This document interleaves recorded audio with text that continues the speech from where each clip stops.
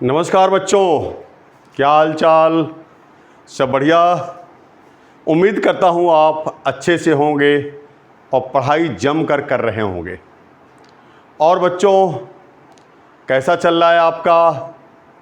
बच्चों, जो मेरा YouTube चैनल है जिसका नाम है bio booster doctor Sumant Singh sir, bio booster doctor Sumant Singh sir, इसको बेटा आप सब्सक्राइब करें और अपने मित्रों से भी सब्सक्राइब कराएं, दोस्तों से, मित्रों से, रिश्तेदारों से सब्सक्राइब कराएं बेटा, ठीक है।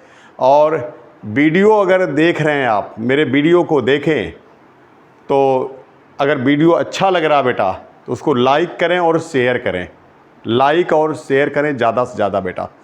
बेल आइकन को भी प्रेस कर लें ताकि जैसे ही मैं नया वीडियो डालूं आपके पास खबर चली जाए कि सुमंत सर ने वीडियो डाला है। आज बच्चों मैं जो वीडियो डालने जा रहा हूं आपके लिए, उससे एक सवाल हर साल आता है जो आज पढ़ा दूंगा बेटा, उसी में से एक सवाल हर साल आ जाता है बेटा, इस साल भी आएगा। अब वो देखिए है क्या, cell the unit of life, cell the unit of life. बहुत इम्पॉर्टेंट चैप्टर है बेटा और बिल्कुल ही आसान, इम्पॉर्टेंट और आसान है बेटा। एक सवाल आपको दे के चला जाएगा आज के ही लेक्चर में, जो आज का लेक्चर है। देखिए क्या है बेटा, इसमें सबसे पहले मैं लिखूंगा इसमें क्या है, हर्टविग एक साइटोलॉजिस्ट हैं, हर्टविग gave the term cytology. Hertwig gave the term cytology.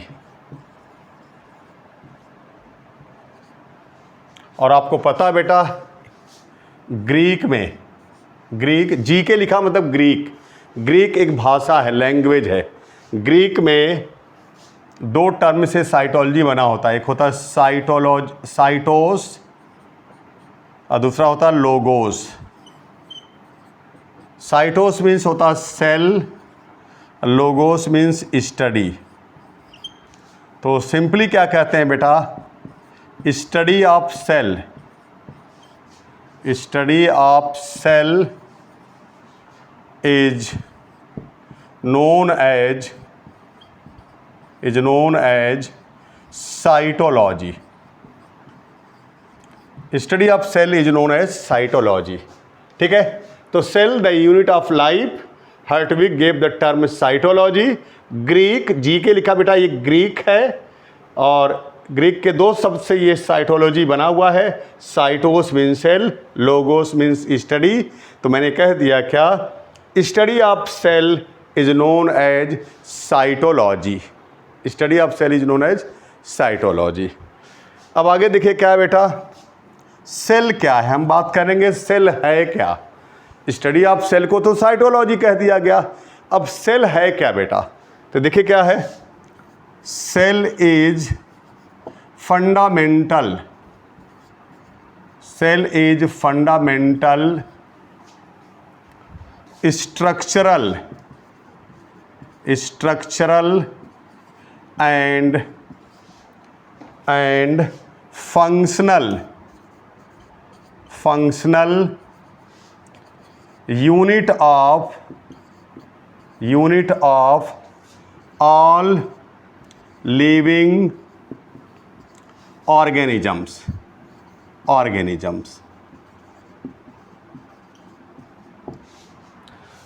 हमने कहा बेटा study of cell is known as cytology. सवाल उठा सेल क्या है, तो मैंने कहा सेल इज फंडामेंटल स्ट्रक्चरल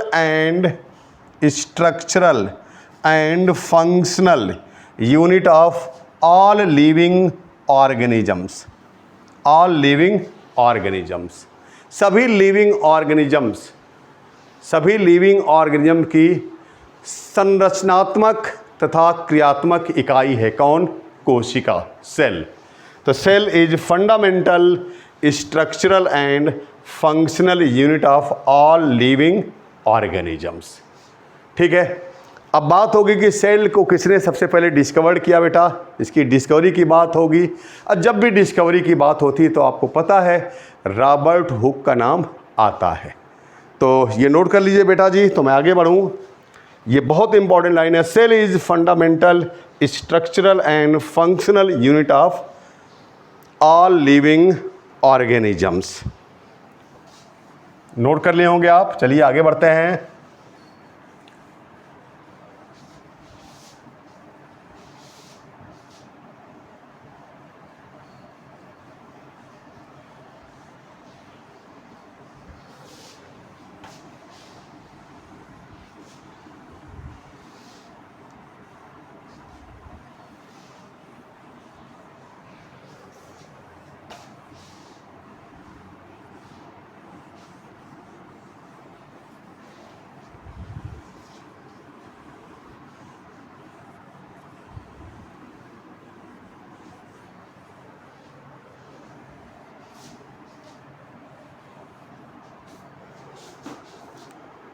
अब देखिए क्या है बेटा जी, इसमें जो नेक्स्ट पॉइंट है,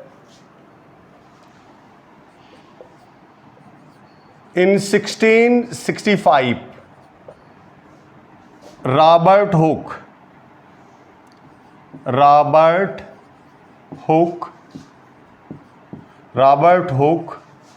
discovered in 1665 Robert Hooke discovered cell. Bracket में लिखिएगा actually cell wall from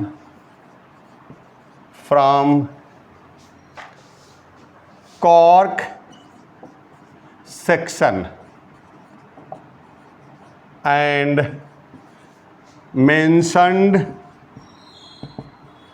mentioned it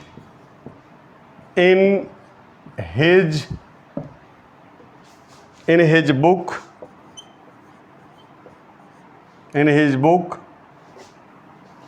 Micrographia।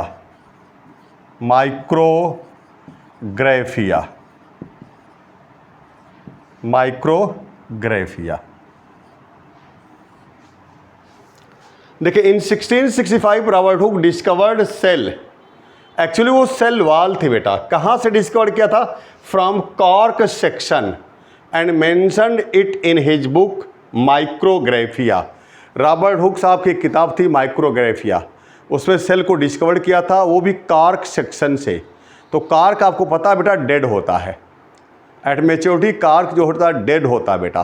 तो यानी ये इन्होंने जो बात की थी वो डेड सेल की बात की थी, और अगर सही माने में देखा जाए तो इन्होंने सेल के जगह पर सेल वॉल की बात की थी। तो ये आपके दिमाग में रहे, कभी अगर सवाल आता है तो ये दिमाग में रहे कि इन्होंने बात की थी किसकी बेटा? सेल वॉल की। ठीक है, तो ये क्या हो गया देखिए, in 1665 Robert Hooke discovered cell, actually cell wall from cork section and mentioned it in his book Micrographia. Micrographia इनकी खुद की एक किताब थी बेटा। तो डिस्कवरी की बात आ गई तो रॉबर्ट हुक का नाम आ गया, लेकिन कभी डेड और लिविंग सेल की बात आएगी तो याद रखिएगा बेटा, इनकी जो सेल थी वो क्या थी? डेड सेल थी। लिविंग सेल की बात लीवेनहॉक ने की थी, सबसे पहले स्टडी किया था, वो अभी मैं बात आगे करूँगा। ठीक है, वो आगे बातें होंगी बेटा। ठीक है, चलिए अब चूंकि सबसे पहले सेल की डिस्कवरी इन्होंने की थी बेटा जी, तो इनको कहा जाता है क्या? देखें, फादर ऑफ साइटोलॉजी। अगर पूछा जाए फादर ऑफ साइटोलॉजी कौन है, तो ये आपके हैं Robert Hooke,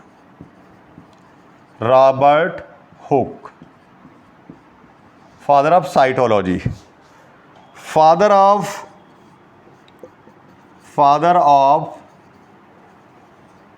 modern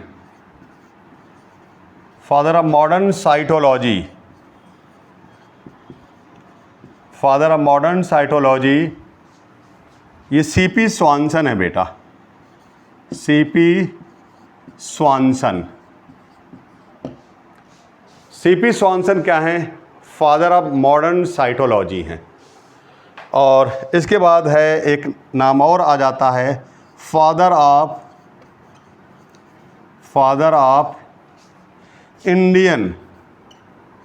of Indian cytology. Father of Indian cytology कौन है? देखिए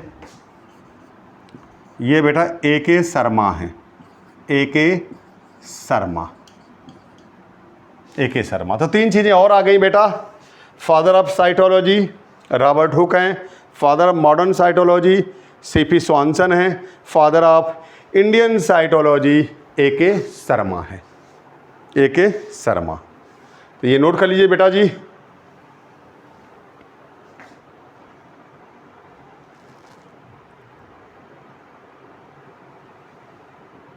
हो गया होगा। चलिए आगे बढ़ते हैं।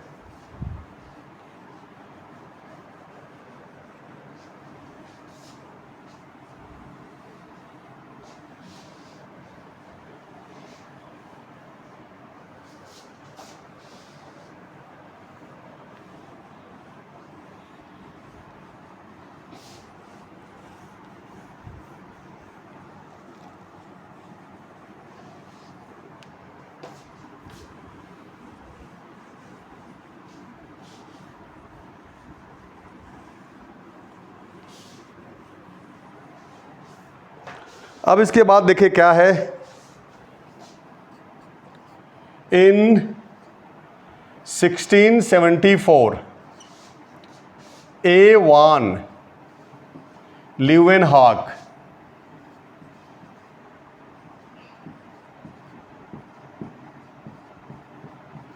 in 1674 A.Van Leeuwenhoek in 1674 A.Van Leeuwenhoek first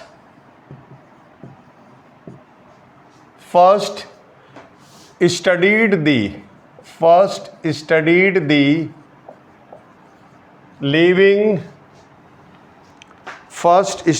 the In 1674, A.Van Leeuwenhoek first studied the living cells.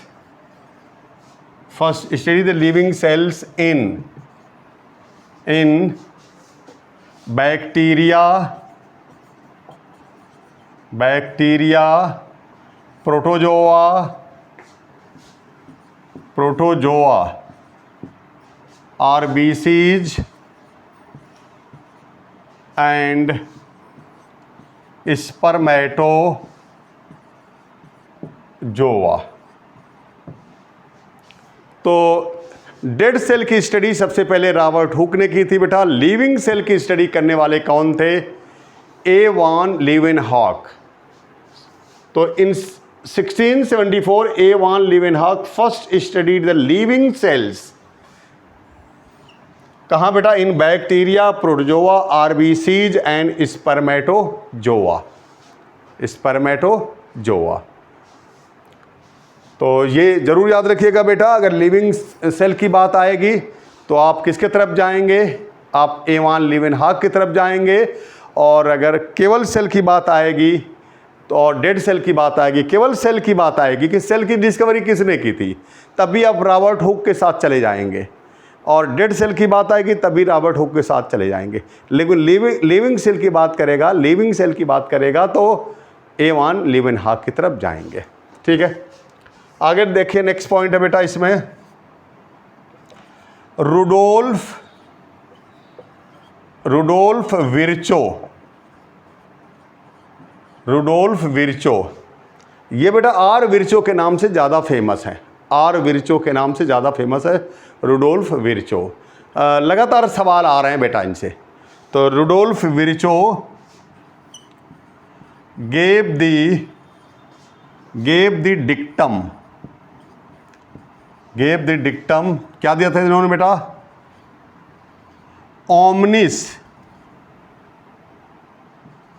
omnis cellula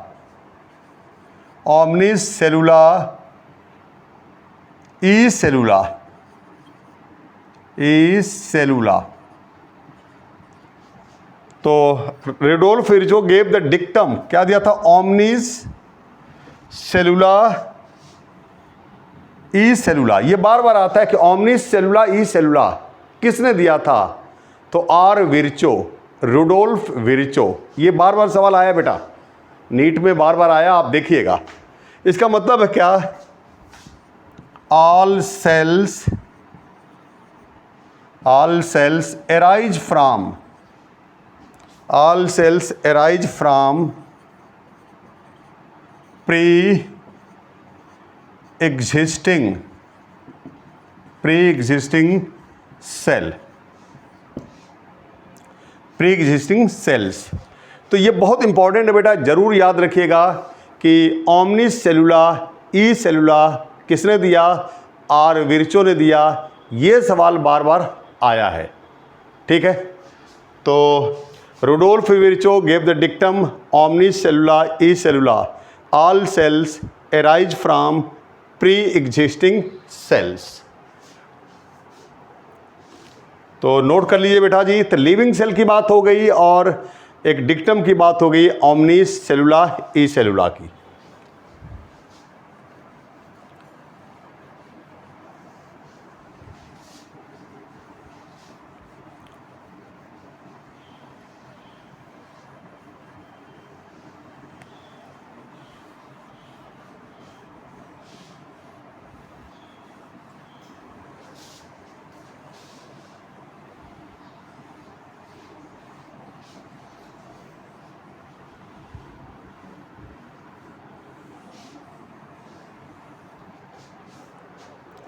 आगे देखिए क्या इसमें है आपका जो नेक्स्ट पॉइंट है,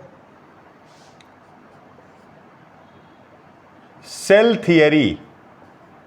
cell theory was given by, cell theory was given by M.J. Schleiden, Schleiden। Cell theory was given by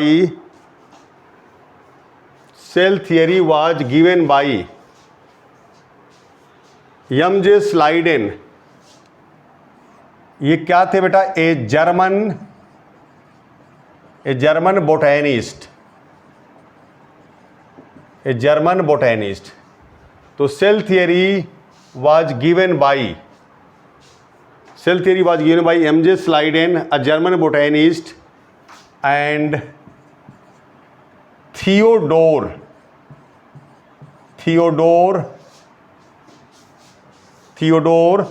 Schwann, SCHWANN। ये क्या थे? ब्रैकेट में लिखेगा, a British zoologist. Cell theory was given by M.J. Schleiden, a German botanist, and Theodor Schwann, a British zoologist, in 1839। तो cell theory was given by M.J. Schleiden, a German botanist, and Theodor Schwann, a British zoologist, in 1839। लेकिन जानते बेटा final shape cell theory का किसने दिया था? ये भी आता है, तो आर विर्चो। तो नेक्स्ट पॉइंट लिखेगा, final shape of cell theory was given by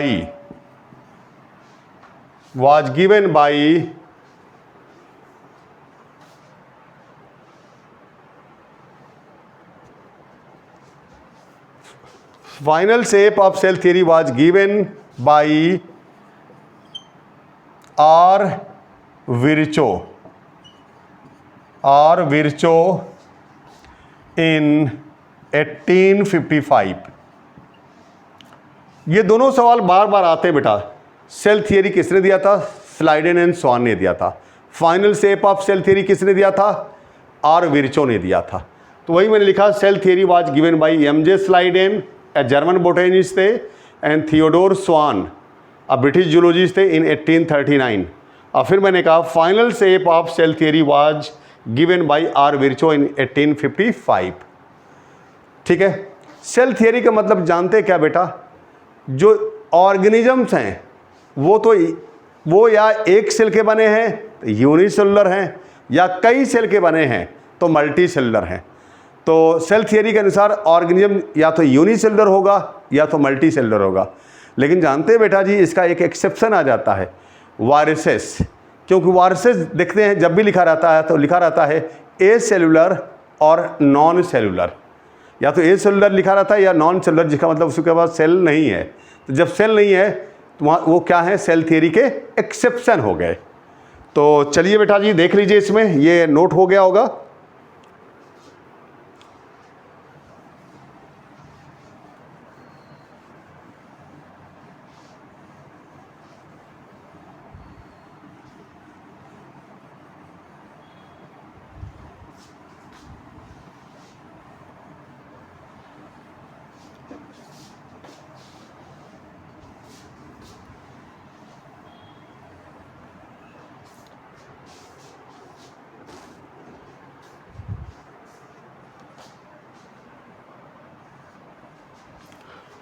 तो मैं बता दूं बेटा, आजकल मुस्कुराते हुए बता दूं कि सवाल आजकल बार बार आता है, ओमनिस सेलुला ई सेलुला किसने दिया था? Are Virchow.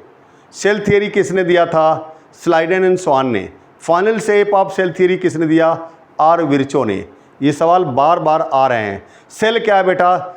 Cell is fundamental structural and functional unit of all living organisms. ठीक है। और फादर ऑफ साइटोलॉजी कौन है? वो आपका रॉबर्ट हुक है। सबसे पहले सेल को किसने डिस्कवर किया था? तो रॉबर्ट हुक। एक्चुअली वो सेलवाल थी। अगर फिर लिविंग सेल और डेड सेल की बात आ जाएगी तो लिविंग सेल की बात करने वाले सबसे पहले ए वान लीवेनहॉक थे। ये जानिएगा जितनी चीज़ें बताया। अब आगे देखिए क्या है नेक्स्ट पॉइंट जो है लिख रहा हूँ इसमें, वायरसेस जब भी लिखा रहता ब्रैकेट में लिखा रहता बेटा ए सेलुलर और non cellular. Viruses are acellular और नॉन सेलुलर और एक्सेप्शन ऑफ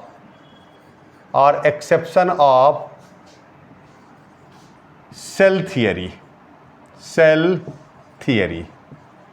ये सेल थियरी का क्या है? एक्सेप्शन है। इसके बाद देखिए क्या है बेटा, इसमें स्मॉलेस्ट सेल ये कहाँ पाया था? देखिए बेटा माइकोप्लाज्मा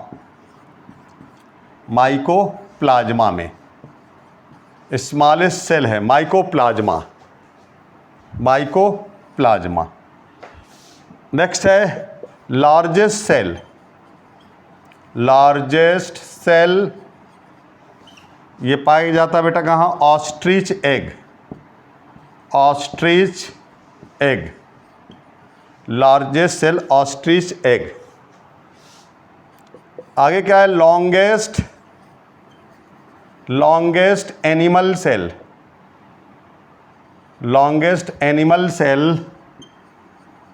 ये क्या है बेटा? नर्व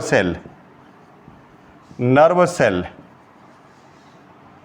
और नेक्स्ट है बेटा इसमें लार्जेस्ट प्लांट सेल ये क्या है बेटा? एस्टेबुलेरिया। मैंने क्या किया बेटा? Smallest cell, overall smallest cell क्या है? माइकोप्लाज्मा है। लार्जेस्ट सेल क्या है? ऑस्ट्रिच एग है। लॉन्गेस्ट एनिमल सेल क्या है? नर्व सेल है। और लार्जेस्ट प्लांट सेल क्या है? वो आपका एस्टेबुलेरिया है। अब इसके बाद आप जानते हैं बेटा एस्टेबुलेरिया क्या है? Unicellular uninucleate and green and marine alga है। तो आप इसके बारे में लिख लीजिए बेटा, किसके बारे में, एस्टेबुलेरिया। ये क्या है देखिए, यूनिसेलुलर, यूनिसेलुलर, इधर लिख देता हूँ बेटा, कॉमा देके लिख लीजिएगा, uninucleate, unicellular, uninucleate, green and marine, marine alga. Unicellular, uninucleate, green and marine alga है बेटा। एक सेल का होता है, एक न्यूक्लियस पाया जाता है। ग्रीन एल्गा है बेटा, यानी क्लोरोफाइसी का मेंबर है। ग्रीन मीन्स क्लोरोफाइसी, आपको पता बेटा जी। ग्रीन एल्गी को क्लोरोफाइसी, ब्राउन एल्गी को फियोफाइसी, रेड एल्गी को रोडोफाइसी। तो रोडोफाइसी, क्लोरोफाइसी, फियोफाइसी, तो क्लोरोफाइसी। मरीन जो सी वाटर या ओशन में, सी या ओशन में पाया जाता है, सी और ओशन को मरीन बॉडी कहते हैं बेटा, उसमें पाया जाएगा तो मरीन होगा। ठीक है, तो ये हो गया आपका लार्जेस्ट प्लांट सेल एस्टेबुलेरिया, इंपॉर्टेंट है बेटा। तो चलिए, लिख लिया होगा आपने। आगे बढ़ते हैं बेटा इसमें।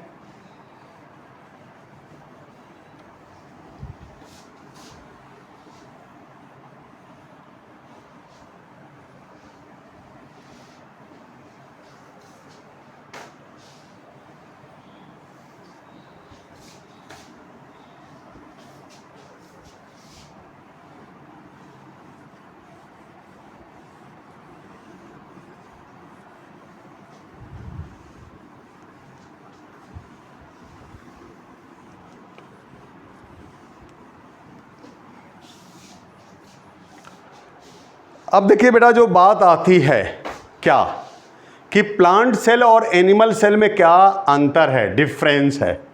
तो जो मेन पॉइंट है मैं यहाँ बता देता हूँ, जहाँ से सवाल आ जाते हैं। ठीक है, तो आप यहाँ लिख लीजिए बेटा, डिफरेंस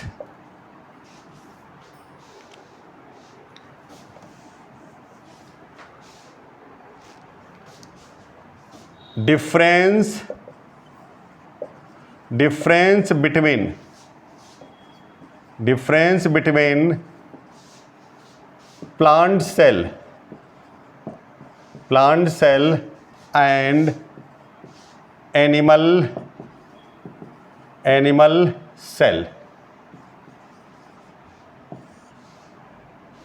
तो प्लांट सेल और एनिमल सेल में क्या डिफरेंस है बेटा। दो पार्ट आप यहां करिएगा, क्या जानते हैं बेटा जी, 3 पार्ट कर लीजिएगा। यहां लिखिएगा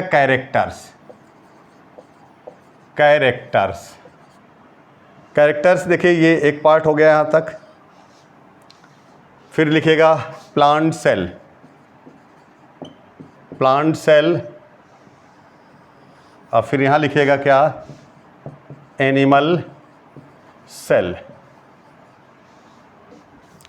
अब कैरेक्टर्स में जो सबसे पहले बात होगी बेटा, वो है आपका सेल वॉल। प्लांट सेल में लिखेंगे प्रेजेंट, और यहाँ लिखेंगे एनिमल सेल में एब्सेंट।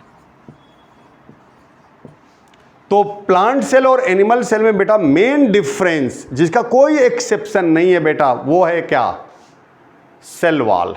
तो मेन डिफरेंस सेल वॉल है बेटा। अगर प्लांट सेल है तो सेल वॉल पाई जाएगी, एनिमल सेल है तो सेल वॉल नहीं पाएगी। याद रखिएगा बेटा, बहुत इंपॉर्टेंट कैरेक्टर है ना, प्लांट सेल और एनिमल सेल में। तो आपका क्या हो गया, सेल वॉल, प्रेजेंट, एब्सेंट। दूसरी चीज़ यहाँ क्या है बेटा,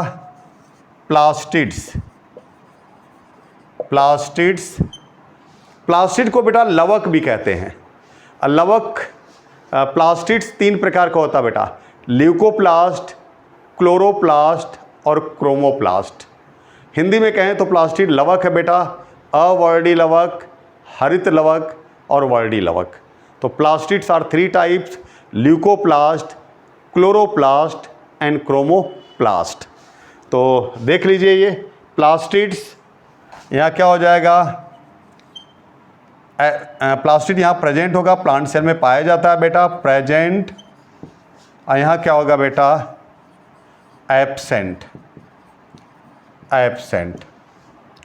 और इसके बाद देखिए आपका तीसरे नंबर पे क्या है, reserve, reserve food material, reserve food material.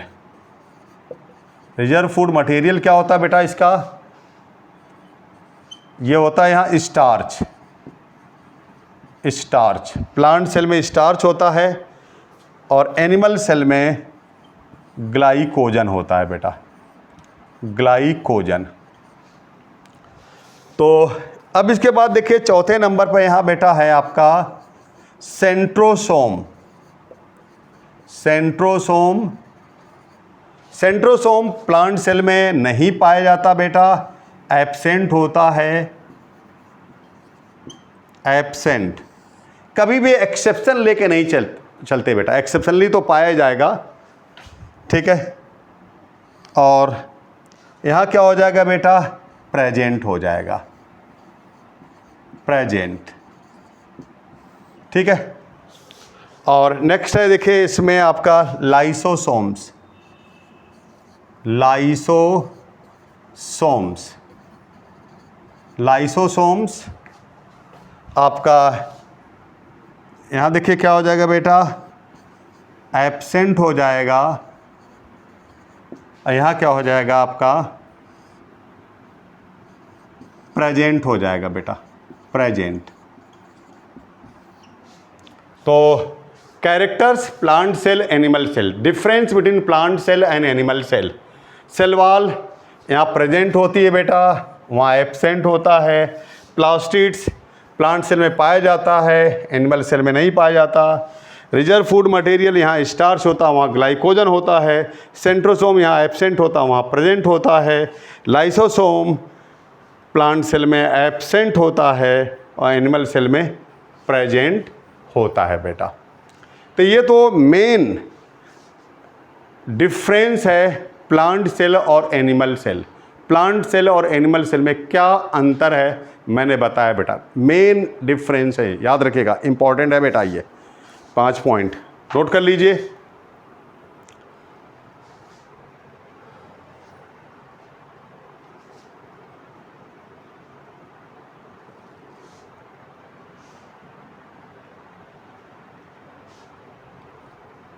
Cell wall, plastid, reserve food material, centrosome, lysosome. ये देखिए हो गया प्लांट सेल, एनिमल सेल, ठीक है, हो गया होगा आपका। चलिए आगे बढ़ते हैं।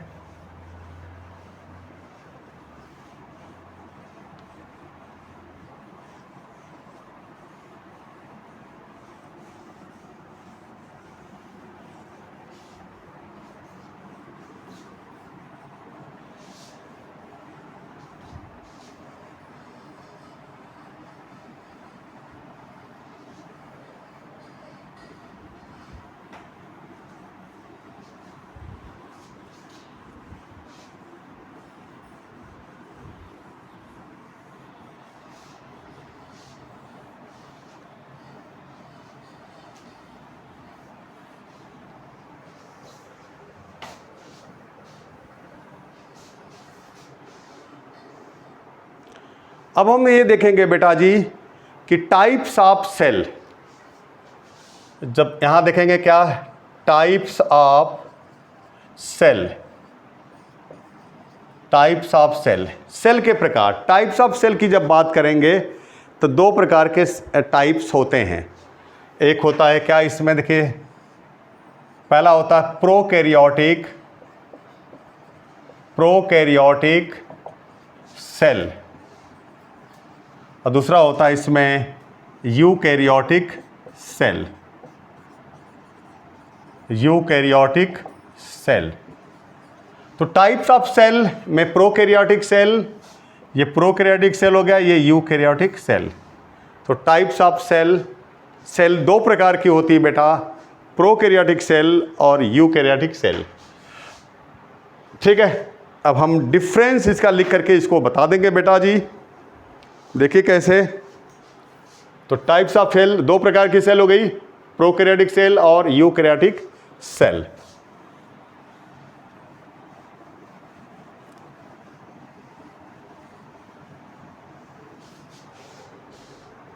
अब देखिए क्या लिखेंगे यहां, difference between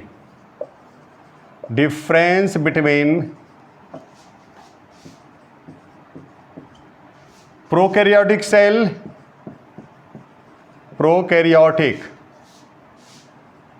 prokaryotic cell and eukaryotic cell, and eukaryotic cell. Difference between prokaryotic cell and eukaryotic cell, दो पार्ट कर लीजिएगा बेटा जी, ये दो पार्ट हो गया। देखिए इसमें लिखिएगा प्रोकैरियोटिक सेल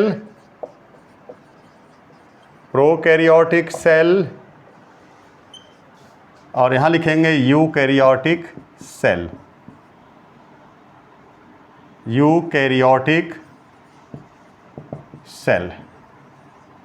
तो प्रोकैरियोटिक सेल और यूकैरियोटिक सेल। पहला लिखेंगे क्या बेटा, nuclear membrane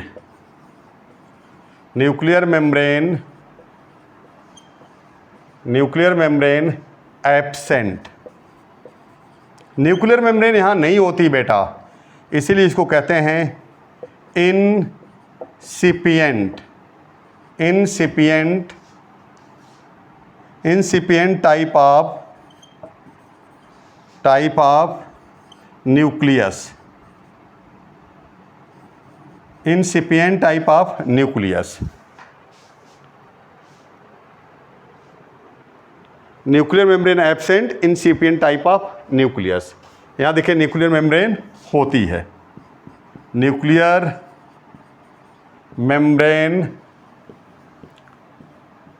membrane present.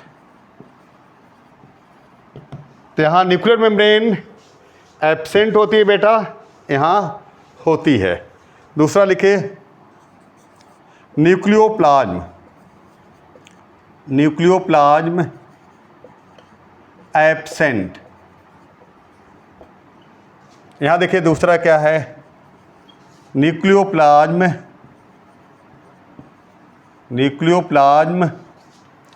Present.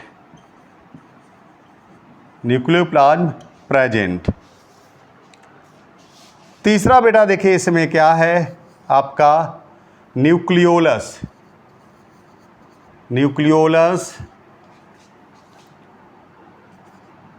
Absent.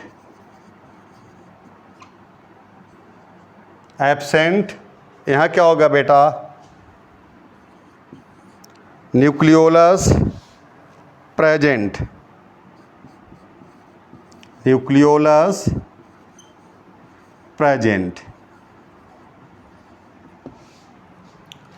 तो प्रोकैरियोटिक सेल यूकैरियोटिक सेल में क्या अंतर, हम अंतर बता रहे हैं, डिफरेंस बता रहे हैं बेटा। न्यूक्लियर मेम्ब्रेन एब्सेंट है, इंसिपिएंट टाइप ऑफ न्यूक्लियस होता है, न्यूक्लियर मेम्ब्रेन प्रेजेंट है। न्यूक्लियोप्लाज्म एब्सेंट है, न्यूक्लियोप्लाज्म प्रेजेंट है। न्यूक्लियोलस एब्सेंट है, न्यूक्लियोलस प्रेजेंट है। प्रोकैरियोटिक सेल यूकैरियोटिक सेल की हम बात कर रहे हैं, ठीक है, नोट कर लीजिए।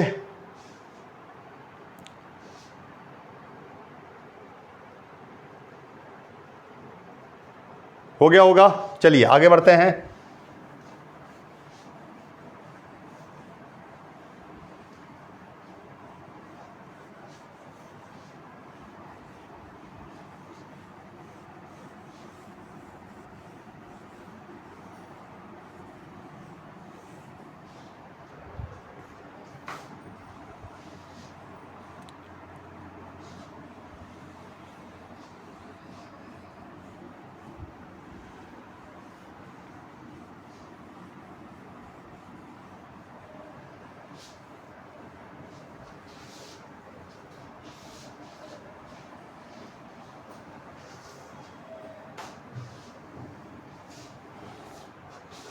अब आगे देखिए क्या इसमें है आपका, नेक्स्ट क्या है इसमें बेटा, 3 पॉइंट हो गया। चौथे नंबर पर देखिए, ribosomes are 70S type. 70S type, ribosome 70S type का होता है बेटा। यस मीन्स स्वेडबर्ग यूनिट, है ना। आगे राइबोसोम जब पढ़ाऊंगा बेटा, एक वीडियो राइबोसोम पर डालूंगा आपको, क्योंकि राइबोसोम बहुत इंपॉर्टेंट सेल ऑर्गेनेल है। वो स्मॉलेस्ट है, वो मेम्ब्रेनस है, प्रोटीन फैक्ट्री के नाम से जाना जाता है, तो बहुत इंपॉर्टेंट। तो एक लेक्चर राइबोसोम पर डालूंगा बेटा। तो राइबोसोम्स आर 70S टाइप। यहाँ लिखेंगे ribosomes are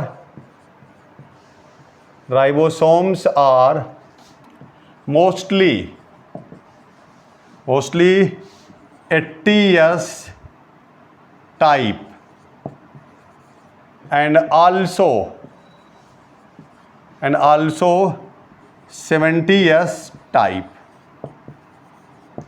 also 70S type इसलिए कह दिया बेटा कि जो माइटोकॉन्ड्रिया, क्लोरोप्लास्ट, ये यूकैरियोटिक सेल में ही पाए जाते हैं।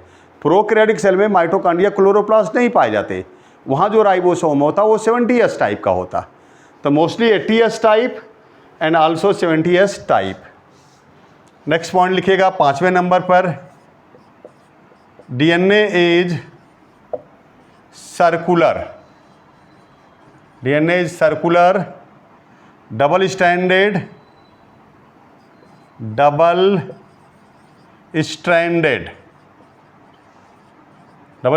And without histone protein,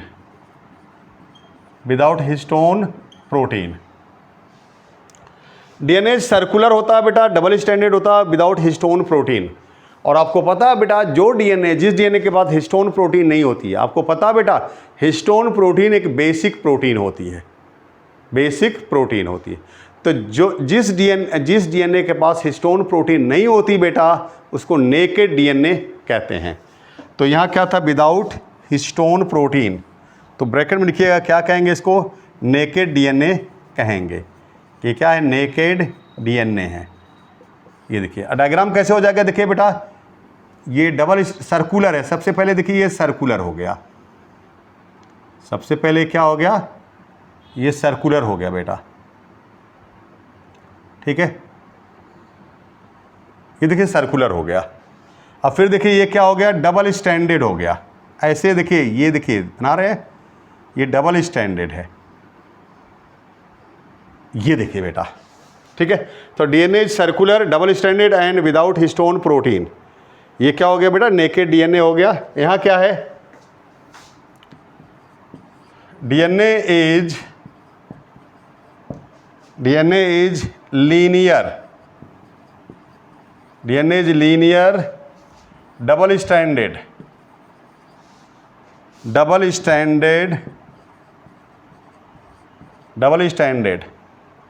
and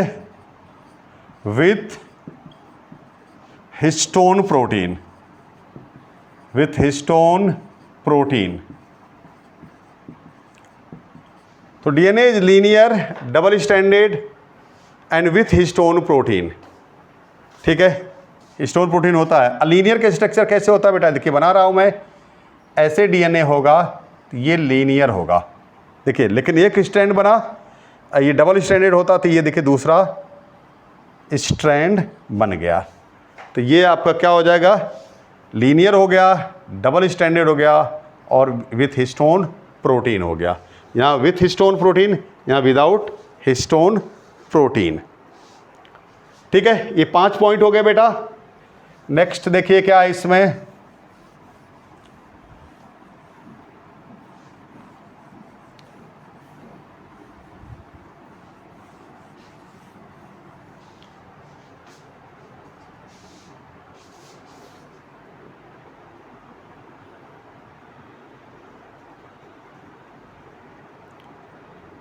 आठ मिनट में नहीं तो 5 मिनट और हो सकता है ना।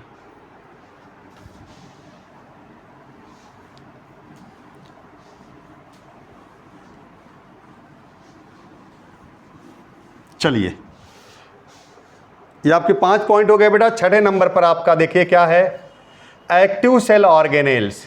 Active cell organelles, active cell organelles such as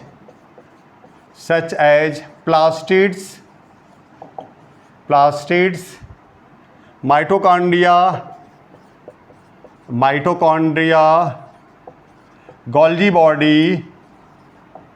Golgi body, ER,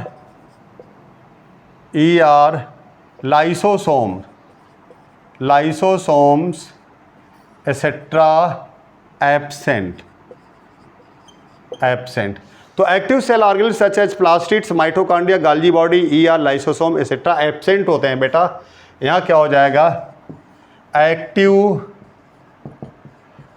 cell organelles,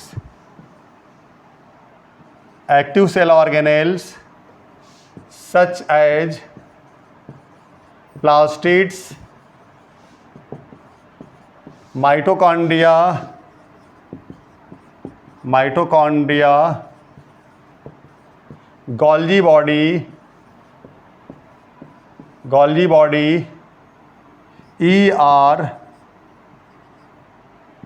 ER,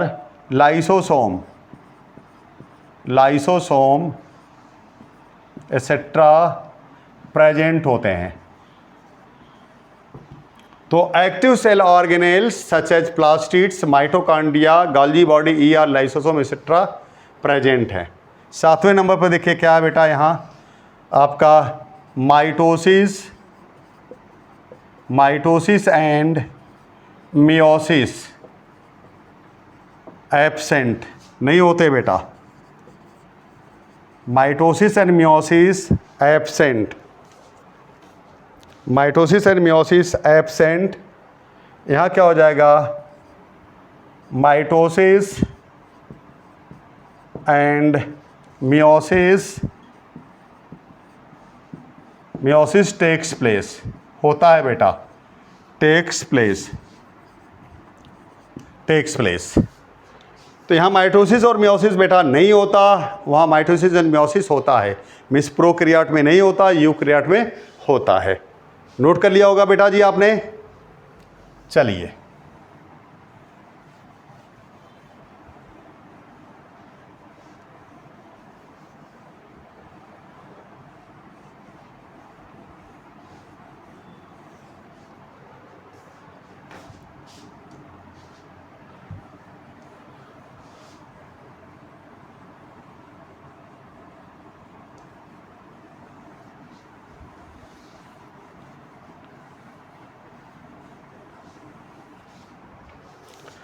अब इसमें लिख लीजिए बेटा, ये आपका 7 पॉइंट हो गया। 8वें नंबर पर लिख लीजिएगा, A+T/G+C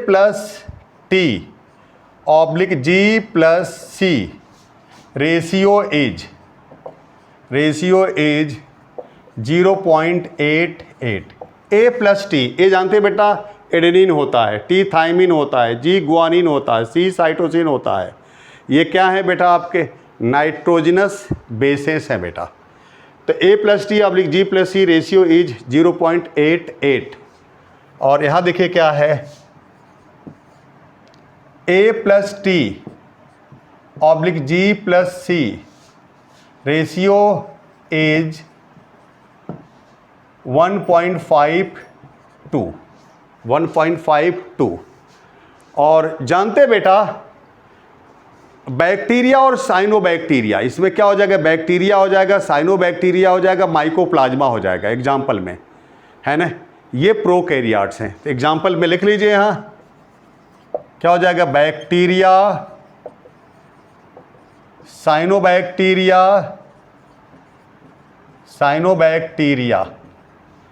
cyanobacteria and mycoplasma.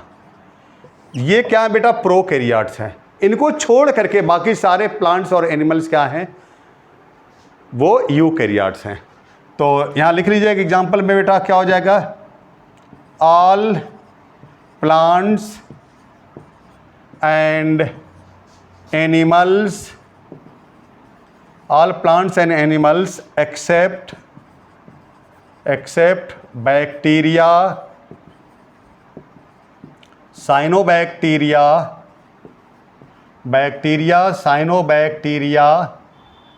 and mycoplasma तो बैक्टीरिया और साइनोबैक्टीरिया और माइक्रोप्लाज्मा को छोड़ के बाकी सारे क्या है बेटा, यूकैरियोट्स हैं। तो ठीक है बेटा जी, बाकी नेक्स्ट डे एक वीडियो और डालूंगा, अपलोड करूंगा आपके लिए बेटा जी। और याद रखिए बेटा जी, मेरे वीडियो अच्छे लग रहे हैं बेटा तो उसको लाइक और शेयर ज़रूर करें बेटा, लाइक और शेयर। और साथ ही साथ बेटा जी मेरा जो चैनल है YouTube channel bio booster doctor Suman Singh sir को आप सब्सक्राइब कर लें बेटा। तो ओके बेटा जी, थैंक यू बेटा जी, थैंक यू बेटा जी, थैंक यू बेटा जी।